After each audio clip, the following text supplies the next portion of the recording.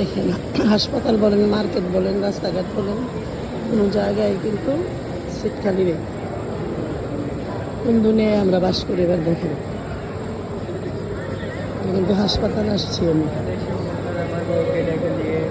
যেখানেই যাবেন খাবারের দোকান আছে পাশে পাবেন, আর রুগী তো আসছি। হাসপাতালে রুগী, রাস্তাঘাটে গাড়ি, মার্কেটে মার্কেটিং করার লোকজন।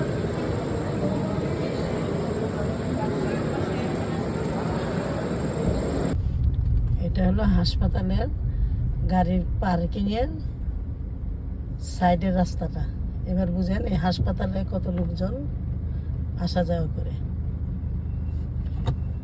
এমন কোনো জায়গা নাই যে যানজট নাই।